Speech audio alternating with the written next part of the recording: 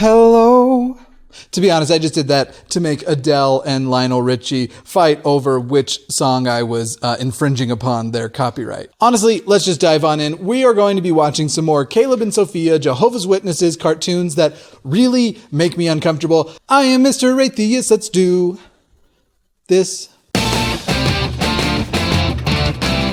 Just in a sing-song kind of mood today. Oh, I survived that blizzard. Yesterday's video was all about my anxiety and that I deal with chronic anxiety and sort of how that was crushing in on me because of this blizzard. I survived it though, so everything's good. But if you haven't watched yesterday's episode, I do recommend it because it's kind of meant to be a sort of anxiety awareness kind of thing. I think it was interesting enough. I don't know. Maybe it wasn't. Go watch and tell me in the comments. But today, we will watch Caleb and Sophia, and you will press that subscribe button. But most importantly, we will watch Caleb and Sophia. We're going to start off with a pretty mild video from Caleb and Sophia. One that doesn't have a message most people would disagree with. It's about sharing. But anyway, let me just show you a little bit of this, and then we're going to get to the juicy ones. And you'll get to see how these make me so uncomfortable and how they make me shudder. Caleb, Sophia, I have presents for you. Present? Oh, the presents. The presents. Oh, and remember that I will have to break these up with stupid voices like I just did to avoid copyright things. Ooh, presents. Awesome, a new car. Ooh, paintbrushes. Thank you, Mommy. Thank you, Mommy. These are mine. Okay, so basically this is the setup, and we are going to jump ahead a little bit here. Basically, they get their paintbrushes, they get their cars, and then you have them playing with it, and it shows like how much they like it. And then Sophia, in a twist of events, since you saw Caleb eyeing her paints, Sophia is the one who goes in for the toy that is not hers. Let's watch. My, these Jehovah's Witnesses are just a master at drama. Give it back, it's my toy. Come on, Caleb, let me see. No, come on, give it back. Stop. Okay, kids. Looks like we need a lesson on sharing. I quite like freezing it right here. Here, take a look. This has got to be memeable. Go on, you meme royalty. Take care of this for me. I just know there's a brilliant caption here. When Jehovah created the paradise, do you think he kept all of the animals to himself? No. He shared all his animals. Oh, this is so not scientific. Breathe in the good, breathe out the bad bullshit. Even the cute little ones. That's right. I'm just never comfortable seeing some naked dude holding a bunch of animals. You ever see the guy from Jimmy John's? I'm not going to put it on the screen because that would get this video demonetized, and there's already a high likelihood that's going to happen anyway. YouTube hates me recently, doo-dah. Anyway, there's a picture of the Jimmy John's founder completely naked spooning a shark he's just killed. It looks a bit like a naked Alex Jones spooning a naked, slippery, gray Alex Jones. Anyway, the lesson here is you should share. Jehovah shares everything with us. So what do you think you should do? Okay, it's really great. Everybody, that's a super happy ending. I mean, obviously the reasoning is stupid. Jehovah shared all of the animals with Adam so he could have his naked cuddle puddle with all of the creatures, which was literally like all of them. Which, by the way, this isn't a great story to be teaching children anyway, because some interpretations of that biblical story that prior to Eve, Adam was actually commanded to go and try and find a partner amongst all the animals, as in to try banging them and see which ones gave them a kid. Oh, that's why YouTube demonetizes these. I'm just kidding, YouTube. We're here for the people. We're trying to help people. Stop suppressing my stuff. But anyway, this is that kind of mild stuff that you might see and you might go, that's not so bad. Maybe I misjudged these Jehovah Witnesses. And then you go in and they slowly ease you in and they give you 1 million pounds of literature to read and distribute. And then they basically turn everybody into a missionary for them. And that is why the two most annoying door knocks in the world are the Mormons and the Jehovah Witnesses. Let's go in order. I'm going to show you at least pieces of 4 of these videos today. So we have 3 left. I'm going to go in order of the least cringy to most cringy. Now we've got, should we pay attention in our meetings? Here's a little bit of that. Let's have the reading of paragraph 9. Consider the historical perspective. Christians back in the 1st century enjoyed many spiritual blessings. Jesus and the apostles foretold that true worship would be correct. I really feel for these imaginary kids because I hated church services. And I can remember being as old as probably 14 or so and was still doodling and drawing during services. I had a weird obsession with drawing guns and knives and stuff. Was really trying to live out that Mormon masculine dream. Anyway, moving on. So kids, what did you learn at meeting tonight? No sleeping at the meeting. And no playing at the meeting. Good. Why should we pay attention at the meetings? So here's my thing with these videos as far as already getting a little bit cringy. Remember the last video. What was the reasoning for sharing? Imagine, if you will, if God hadn't shared, or Jehovah or whatever, hadn't shared the animals, just this really, really silly, absurd reasoning that kind of calls also to their literal belief in these things happening, their creation myth. And I just want to say, kids, that those were the wrong lessons. Do just go ahead and sleep and play through the meetings. Don't listen. There is very little of value there. And the amount of things there that are actually not good for you way outweigh the stuff that perhaps has the potential to be good for you. Go find that stuff on the internet. Anyway, okay, why do you think you should pay attention? Here is the reasoning. At the meetings. Imagine if Noah didn't pay attention when Jehovah explained how to build the ark. If Noah had a Game Boy, I reckon that the technology that of his time would have reflected such that the people wouldn't have been such naive, easily manipulated, and eager to believe lies. Because, a Game Boy actually takes quite a bit of science to get to in that kind of illogical world, which, by the way, Noah just straight up didn't exist. So I am talking about a hypothetical man. But remember, if you don't pay attention in church, the consequences could be as bad as if Noah hadn't paid attention and then this happened.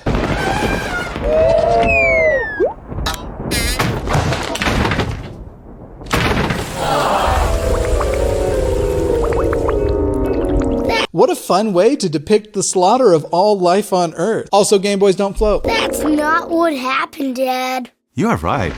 He paid attention, and it saved his life. His life, apparently, but not literally millions, billions, really, of creatures otherwise. Aren't you just kind of glad the Bible's not true? There's a good question of the day in the comments below. Which story from the Bible are you most glad is not true? And it's okay if it's Noah and the flood, but which biblical story are you the most glad isn't true? Anyway, this is just silly and stupid reasoning. Attention at the meetings can help save your life.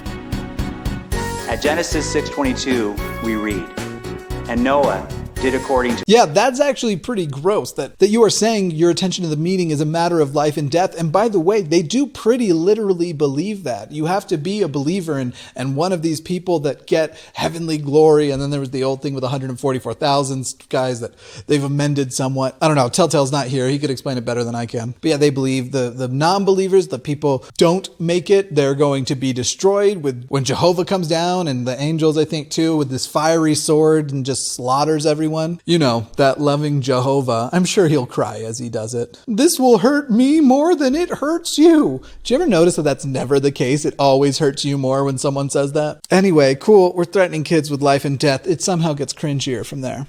Cringier than dank Christian memes, you ask? Well, you'll have to tell me after I review those. Maybe next week, I don't know. Third cringiest, and it's kind of hard, this one and the last one, but this is Caleb and Sophia visit Bethel. And this one's mostly cringy because it reminds me so much of something I did as a kid that I realized was a part of my conditioning, my cult conditioning, my programming.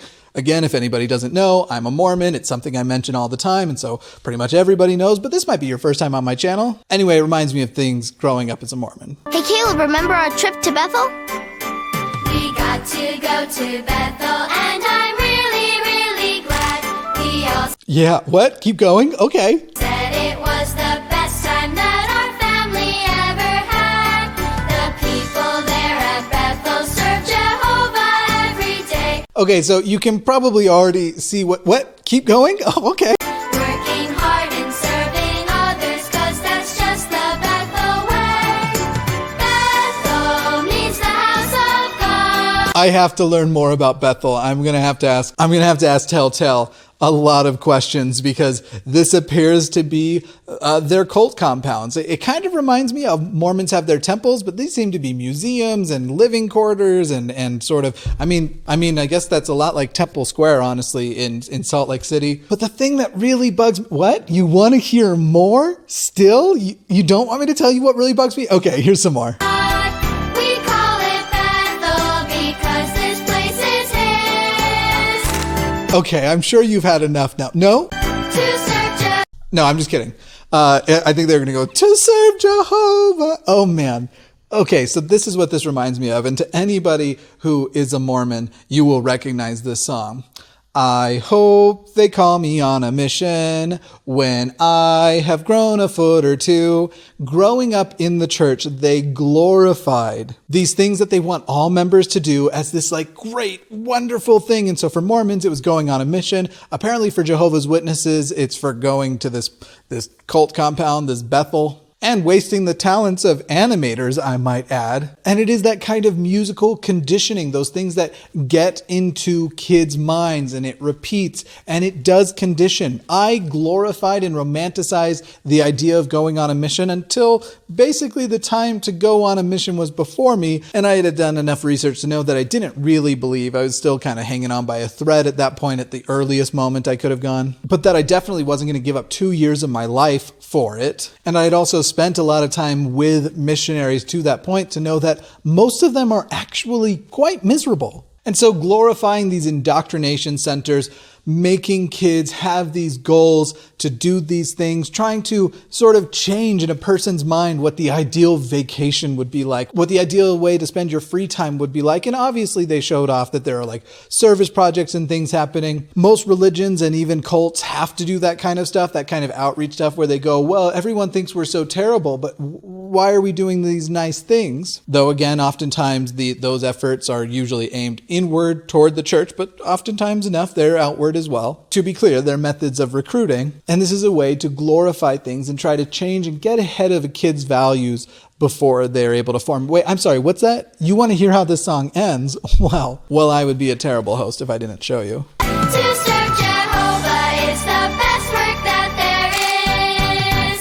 To serve Jehovah is the best work that there is. I don't know. Have you tried being an atheist YouTuber? It's pretty good. Also, just a reminder, I can beat up Jehovah. All right. Moving on to actually what is definitely the cringiest one. We're going to be able to see less of this one than the others because this one is a longer one. But this one is called Jehovah Will Help You Be Bold. And this one, sorry for any of my sympathy pukers out there if I just made you gag by gagging myself. And it might remind you of the episode I did about Caleb and Sophia where Sophia was really distraught and went to her mom and talked about her friend having two moms, basically a lesbian couple. Yeah, this one goes a similar direction. Check this out.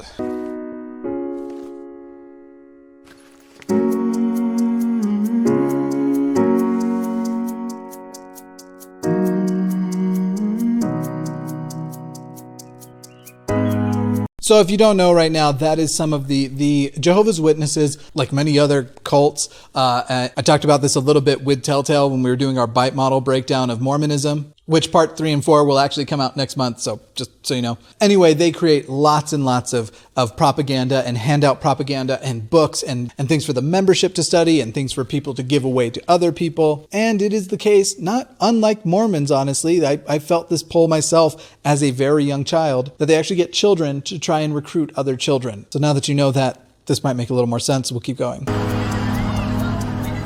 Hey, Sophia, what you reading?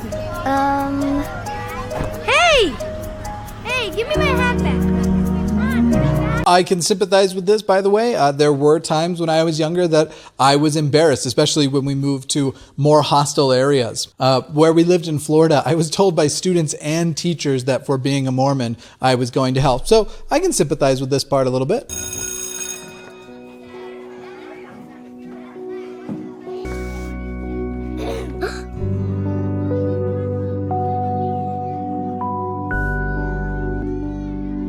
All right, now you know the setup. Let's just jump forward to Sophia talking to her mom. I feel so bad for Zoe.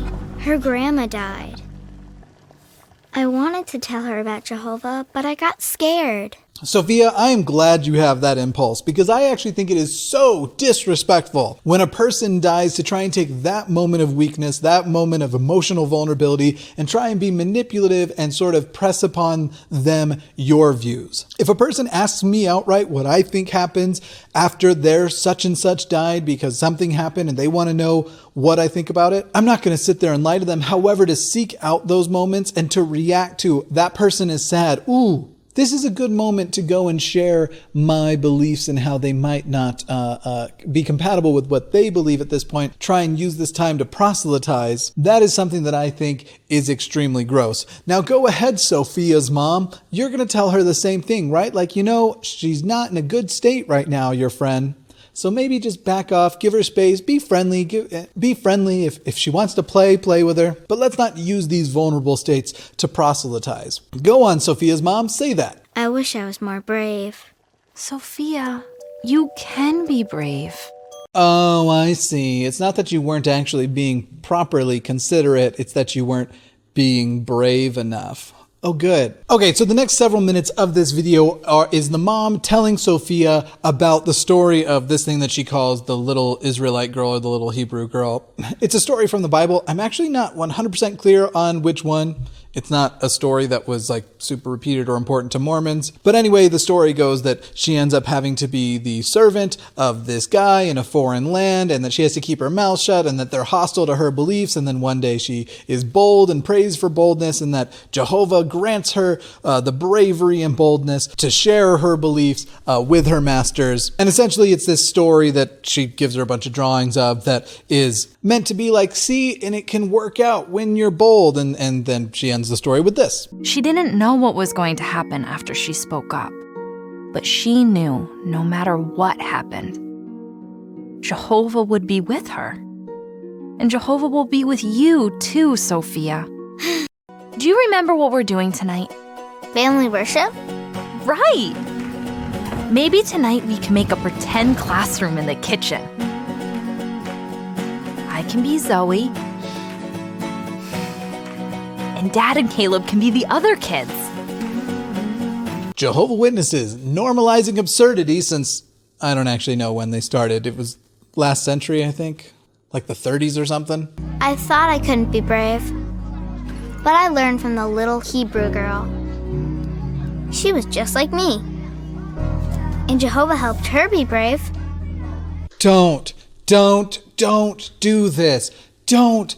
It's such, we know, people know that when people are going through grief like this, they become vulnerable. And you know what? It might work as a tactic for recruitment, but it's a dirty tactic and it's a dirty trick that is used by cults. And you Jehovah's Witnesses are very adamant that you're not a cult. So stop doing the kind of things that cults, scam artists, people who are trying to sell you solutions for problems that they can't actually solve. Speaking of, I'll also be doing a video on essential oils here soon. This is gross because unbeknownst to this child, she is learning to be a manipulative scam artist, to be a cult recruiter, thinking that she's doing it for the glory of Jehovah. And Jehovah brings me so much happiness, which he doesn't, but brings me so much happiness. And I just want to share that because someone's sad, so I need to. Oh, and then in this cartoon, she also starts sharing it with those other classmates that she felt were judging her. Sorry about your grandma. This is for you. It will help you feel better. This is for you. It'll make you feel better. A promise for someone who has lost a loved one. Sophia, you kind of suck right now. Thank you. See ya. Bye. Here's the thing too, it's not as though the Jehovah's Witnesses don't know that that's the case. They wouldn't be okay with me having a child the same age as their child, ready and waiting for a person to show melancholy and sadness, and that child having something prepared to try and change that person's worldview and go after their religious beliefs that would be incompatible with the beliefs of those parents. Or what about an alternative religion? If you're saying that this is okay and that this is fine to happen, you're good with a Muslim child approaching your child, trying to tell them like what the truth about the afterlife is when they're sad that their grandma died? Or a Mormon child or a Jewish child or a Hindu child? But of course, no, your cult is prepared for that as you teach the people to put up walls that, by the way, can be quite hostile. And so you're going around with this attitude of like, let's just dismiss what the world thinks, but tell them what we think. No reciprocation and no attempt to try and gather as much information as possible about the world or about your worldview to make sure that your worldview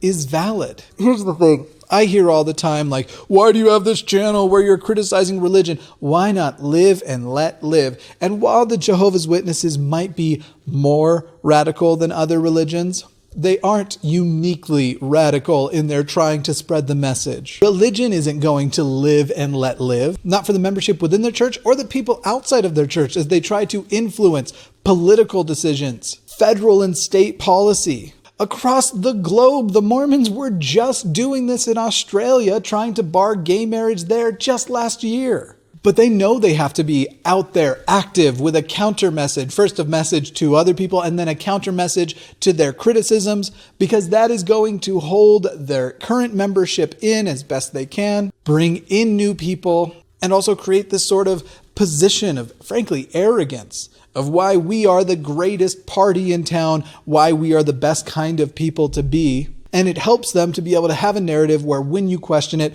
they can just say things like, hey, this is my faith. You don't get to question it. But you all should question it. Question it like crazy and stop telling children to go and try and recruit other children as though they have the possibility to even understand the concepts you have drilled into them, especially for something that is a decision you made for them. This is not a decision they made for themselves. They do not hold an honest belief in your Jehovah. They hold the beliefs you issued them. All right, that is enough for Caleb and Sophia for today. Thank you all for watching. Please make sure you check out the new segment On My Radar, which will be out tomorrow. We do that every Friday, and it has a little bit more to do with current events.